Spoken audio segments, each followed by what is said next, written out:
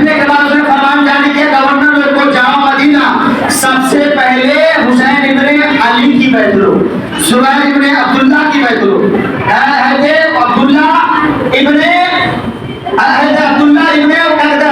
عبد الرحمان ابن ابو بکر کی بیعت لو، ان لوگوں کی بیعت لو تاکہ سب سے بڑے لوگ ہیں، اگر یہ لوگ بیعت ان کی حاصل ہو گئی تو سمجھو پورا مکہ مدینہ بیعت حاصل کر لے گا ان سے۔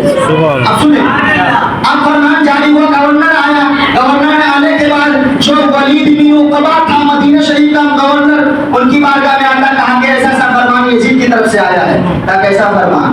کہا فرمان یہ آیا ہے کہ آقا حسین سے آپ کہہ دیجئے کہ یزید کی بیعت کر لے کیونکہ آپ بادشاہ اسلام کو ہو چکا ہے۔ کہا حضرت امیر معاویہ کا وہ انتقال کر چکے۔ اللہ اکبر۔ اب پتہ آقا حسین پاک کی بارگاہ میں یہ خبر بھجوایا گیا۔ ایک روایت میں ہے امام حسین نے خبر، امام حسین کو پاک کو خبر بھجوایا گیا یعنی وہاں کے گورنر کی طرف سے۔ اب وہ ہے تو ولید بن عقبہ کے گھر امام حسین کچھ ساتھیوں کے ساتھ آتے ہیں، آنے کے بعد اپنے ساتھی کو دروازے پہ کھڑے کر دیتے ہیں، کہا اگر زور زور سے میری آواز آئے گی تو تم اندر آ جانا، ہو سکتا ہے میرے ساتھ بدتمیزی ضرور کریں گے، تو زور سے آواز آئے گی تو تم لوگ اندر آ جانا، اگر آواز نہیں ہے تو دروازے پہ کھڑے رہنا۔ اب کیا کہتے ہیں ولید کے گھر میں حضرت امام حسین گھستے ہیں، گھسنے کے بعد وہاں پہ آتے ہیں اور آنے کے بعد کہتے ہیں بتاؤ گورنر مجھے بلانے کی ضرورت کیسے ہو، کیا کام پڑ گیا؟ کہا ایک بری خبر یہ ہے کہتے ہیں امیر معاویہ کا انتقال ہو چکا ہے۔ اللہ اکبر۔ یہ خط اس کی طرف سے آیا ہے اور اس کی مسند اس کا بیٹا یزید بیٹھ گیا ہے اور اس کا فرمان یہ نافذ ہوا ہے کہ سب سے پہلے حسین کی بیعت لو۔ اتنا کہنا تھا نا، آقا حسین پاک خط تو پڑھتے ہیں اور آنکھوں میں آنسو آ جاتے ہیں۔ کس لیے آنسو آتے ہیں؟ اتنے پیارے صحابی حضرت امیر معاویہ کا وصال ہو گیا۔ بولے سبحان اللہ۔ رہے پیاسے لیکن اوروں کو پانی پلایا کرتے۔ دیکھیں محرم شریف کا مہینہ پاکیزہ مہینہ گزر رہا ہے، اس مہینے کے صدقے میں اللہ تعالیٰ نے رحمت کی بارش عطا فرمایا۔ جو بارش کے بارے میں کہا گیا تھا کہ اس جھوٹ کے بعد ہی بارش ہوگی، لیکن کرم حسین کا برستا ہے۔ بولے سبحان اللہ۔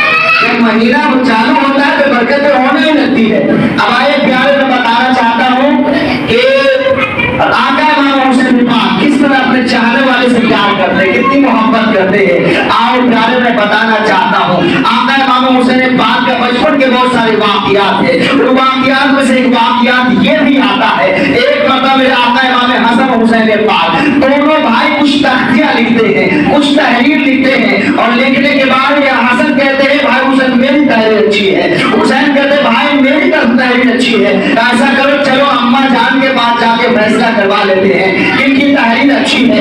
آؤ پیارے حج صاحب تھوڑے دیر ہو جائے گی، آپ لوگ توجہ کریں تو میرے کو دل لگے گا۔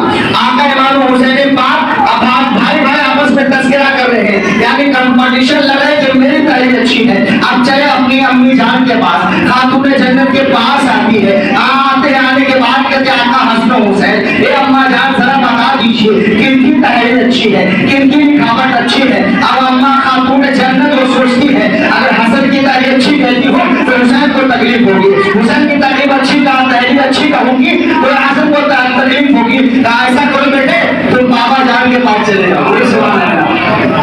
وہ علی جس علی کی بارگاہ میں ایسا کوئی سوال ہی نہیں ہے جس کا جواب نہ بنا، کوئی ایسا فیصلہ ہی نہیں آیا جو فیصلہ نہیں ہوتا ہے۔ اب آتے بابا جان کی بارگاہ میں، امام حسن کہتے بابا جان بتائیے کن کی تحریر اچھی ہے، چھوٹے بھائی کی تحریر اچھی کہ بڑے بھائی کی تحریر اچھی ہے؟ اتنا کہنا ہوتا ہے تو پتا ہے آپ کو بابا مولا علی کہتے ہیں اگر میں ایک کے بارے میں کہتا ہوں دوسرے کو برا لگے گا، ان کے بارے میں کہتے دوسرے کو برا لگے گا، اور میرے آقا فرماتے ہیں رسول پاک علی وہ ہے جن کے اندر اللہ نے انصاف کا 9 حصہ رکھا ہے۔ سبحان اللہ۔ فیصلہ کرنے کا 9 حصہ رکھا ہے مولا علی کے اندر، لیکن یہاں فیصلہ نہیں فرماتے ہیں، آپ فرماتے بیٹے دیکھو دونوں کی تحریر بہت اچھی ہے، ایسا کرو تم نانا جان کے پاس چلے جاؤ۔ بولے سبحان اللہ۔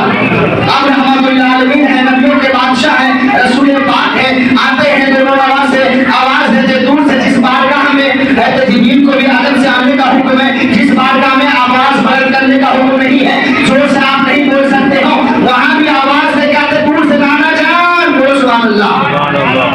ہم دونوں تحریر لکھ کے لائے ہیں، اپنی تحریر لکھ کے لائے، یا رسول اللہ فیصلہ فرما دیجیے۔ ہم نانا جان دونوں کی تحریر کو دیکھتے ہیں، دیکھ کے مسکرانے لگتے ہیں اور فیصلہ کرنے والے ہی تھے۔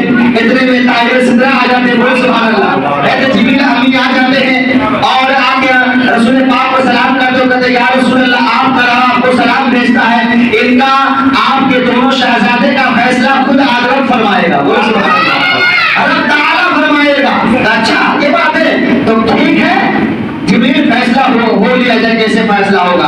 अब दोनों की तख्ती रखी गई है तो जिब्रील दोनों की तख्ती को सजा देते हैं और कहते या रसूल अल्लाह, एक रिवायत के मुताबिक सेब, एक रिवायत के मुताबिक यानी 7 दाना, यानी हीरे का 7 दाना लाया गया, जौहरी जो होते हैं वो 7 दाना लाया गया और कहते या रसूल अल्लाह मेरे दाना को उछालूं आसमान की तरफ, अगर जिनकी तरफ ज्यादा दाना गिरा उनकी तारीफ अच्छी है, उनकी लिखावट अच्छी है, जिनकी तरफ कम गिरा उनकी तारीफ थोड़ी कमजोर है, कमतर है। कहा ठीक है, रसूल पाक फरमाते हैं कहे जिब्रील ऐसा करो वो दाने को उछालो। अब जैसे दाना को उछाला गया, अब आसमान हैरत में है, जमीन हैरत में है, अब जो फर्श हैरत में है, हवा फिजा रुक गई है कि आखिर फैसला क्या है। सूरज देख रहा फैसला कैसे होगा, चांद देख रहा फैसला कैसे होगा, सितारे देखते फैसला कैसे होंगे, आसमान जमीन के फरिश्ते देख रहे हैं, क्योंकि फैसला इमाम हसन हुसैन का है, रसूल पाक की बारगाह में फैसला हो रहा है। अब कैसे देखते फैसला कैसे होता है। अब 7 दाना जब उछाला गया तो 3 दाना इनके तख्ती पे, बोले सुभान अल्लाह,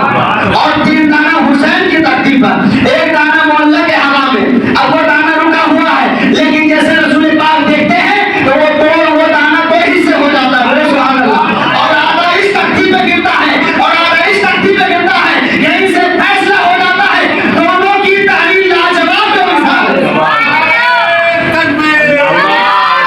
लाइक शेयर और सब्सक्राइब जरूर करें।